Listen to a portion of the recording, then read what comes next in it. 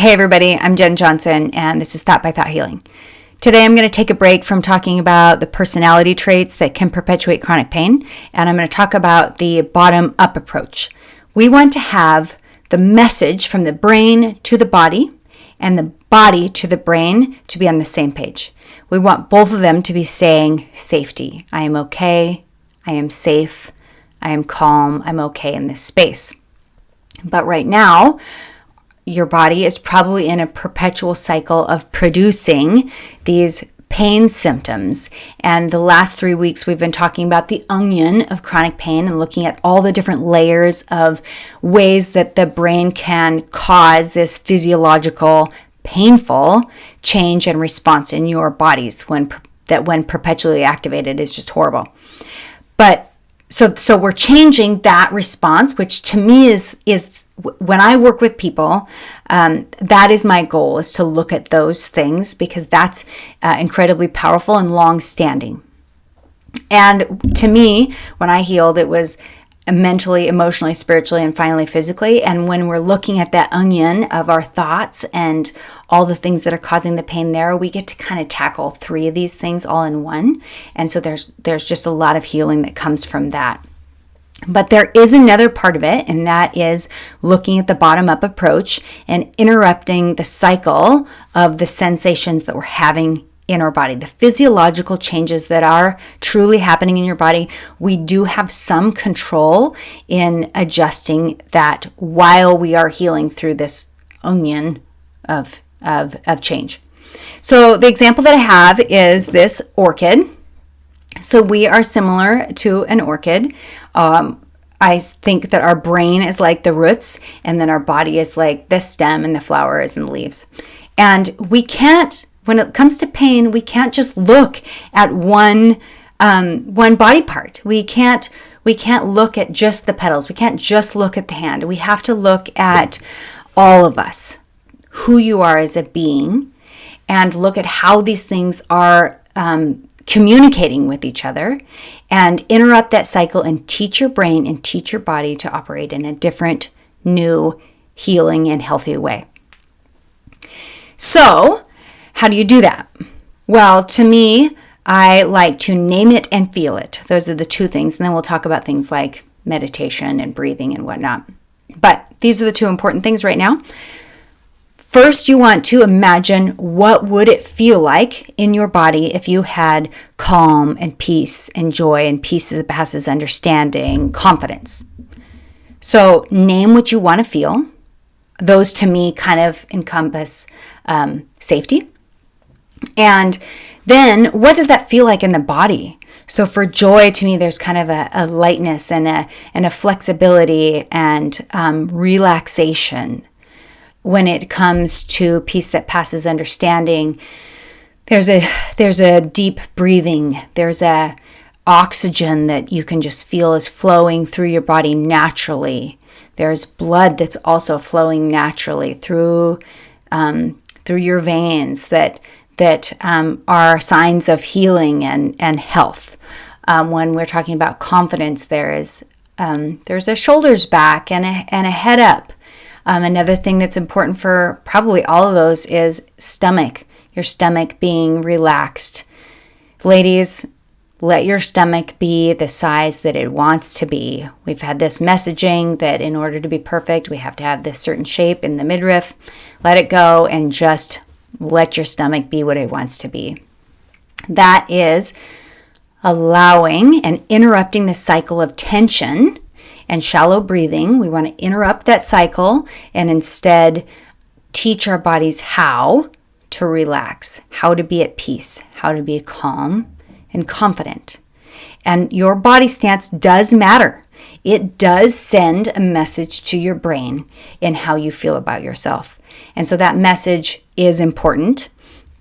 And so first, we're naming it, which we just kind of named some ways that we want to feel. And I would suggest like writing them down. The more that you can emphasize this to your brain, the more that your brain will remember it tomorrow when you're in a flare-up, which we should talk about actually. But first I'm going to finish this thought. So first you're naming it, and then you are telling yourself verbally I can choose to relax my muscles. I'm going to relax my eyes when I feel stressed, the muscles around my eyes. I'm going to let my stomach be the size that it wants to be. I can choose to breathe deep, not into my chest area, but breathe deep using my diaphragm. That will help the blood flow and the oxygen. So you're going to verbalize some of this stuff to yourself because it will help you to remember to use this when you're in that flare-up. Maybe even tell your friends. The more that you can use your different senses to reinforce it to your brain that this is a new way of operating, the more easy it will be to implement as time goes on. Because this pain is habitual. It is like any habit that you have, if it's biting your nails or whatever habit you had or have, breaking it takes time and intention and is hard to do, but you can do it. So naming it, that's the first thing, and then feeling it. So feeling it means maybe you sit down for just 30 seconds and you do it. You relax all the muscles. Maybe you do a whole body scan. You can Google this. You can search on Spotify or whatever platform you use to find a body scan where it will guide you through relaxing every muscle group, even your fingers, relaxing them, your stomach, your glutes, your thighs, all the way down. So that is practicing, teaching your body what it feels like to be relaxed and at ease and have peace. Another one is breathing activities. This type of breathing, like meditation, is really scientifically helpful.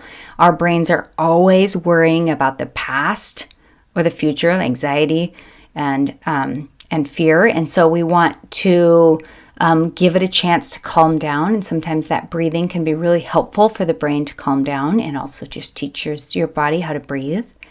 The deep breathing can also kind of help your parasympathetic nervous system to kind of engage, which is the rest and digest part of you. So the breathing activities are really helpful. So you're teaching your body a new way of relaxing, a new way of being, essentially. And then when you have a flare-up, you do want to use this. So practice when you're not in a flare-up so that when you're in a flare-up, you can say, no, I can calm my muscles. I can choose to breathe slow. I can imagine. You want to visualize. It's the other thing. So this one, the feeling it, you want to practice it. And then you also want to visualize it. They have done all sorts of research with chronic pain patients around visualization. It is incredibly powerful. When you visualize, you activate a neural connection in your brain. You can create new ones. They do this with athletes. They have them practice visualizing their sport, and the effects are amazing. It truly does change how your brain is wired, visualization does, and can help you to set a new way of thinking, a new way of controlling, because remember, those motor neurons control your body. And so when you start to visualize relaxation on a daily basis, then your brain will start to realize it is something that is an option.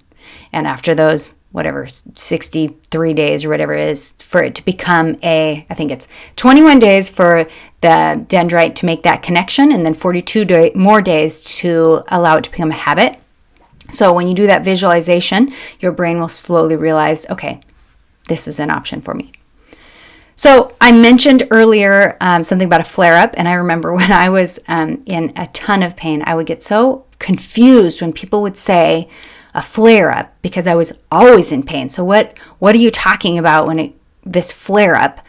And so what I mean by that is, let's say you have a base level of a 4 for pain, but on some days it gets up to an 8 or something like that. When you're at that 4 level, that's where I want you to be kind of practicing originally with this visualization of how you want your body to feel. And then when you do hit that 8, it's a little bit more readily available for your brain to use. And so, so that's one really powerful way to use the bottom-up approach is by naming it and feeling it. So that is the bottom-up approach, and it is sending the same message as we've been talking about with the onion, with the top-down approach. And hopefully that can help you to kind of see some of the big picture of what we're trying to create in your body, which is just this sense of safety. You are okay. You are safe. Your body can operate in a place of relaxation. Something else I just want to mention really quick is there was a doctor named Dr. John Sarno. He's deceased now, but he did a lot of research and worked with patients around this mind-body syndrome, mind-body connection.